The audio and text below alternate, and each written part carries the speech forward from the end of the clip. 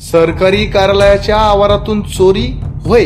पाचोरा तहसील कार्यालयाच्या परिसरातूनच ट्रॅक्टर ट्रॉलीसह रेतीही चोरीला गेल्याचा धक्कादायक प्रकार उघडकीस आला असल्याची माहिती आज दिनांक 7 नोव्हेंबर 2025 रोजी सायंकाळी 6 वाजता हाती आली आहे। या चोरी प्रकरणी भारतीय न्यायिक संहितेच्या कलमान्वये पाचोरा पोलीस स्टेशन येथे दिनांक 6 नोव्हेंबर रोजी एका संशयितावर गुन्हा दाखल करण्यात आला आहे।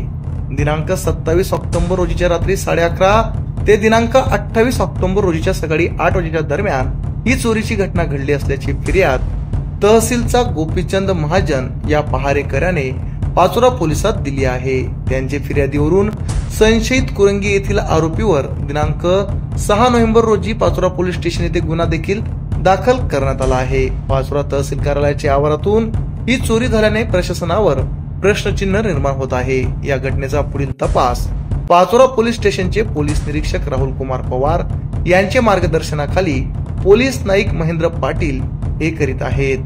हा प्रकार केवळ चोरीचा नाही तर हा प्रश्न आहे सुरक्षेचा, जबाबदारीचा आणि तहसील प्रशासनाच्या जागरूकतेचा। तहसील कार्यालय म्हणजे सरकारी मालमत्तेचे केंद्र। जर इथे चोरी होत झाली तर सामान्य नागरिक आपली संपत्ती कशी सुरक्षित ठेवणार? रात्रीच्या वेळेस सुरक्षा रक्षक कुठे गेले होते? सीसीटीव्ही कॅमेरे काम करीत नव्हते का? आणि सर्वात महत्वाचं, तहसील प्रशासनाने याकडे वेळेवर लक्ष दिलं का नाही? जर सरकारी आवारातच चोरी होत असेल तर प्रशासन झोपलंय का? रात्री नदीपात्रात गस्त घालणारे महसूलचे कर्मचारी स्वतःच्या तहसील आवारात गस्त घालू शकले नाही का? आणि सर्वात महत्वाचं, या चोरीला कोण जबाबदार? हे केवळ आरोपीवर कारवाई करण्याचं प्रकरण नाही तर यंत्रणेतील दुर्लक्षाचं प्रतिबिंब आहे।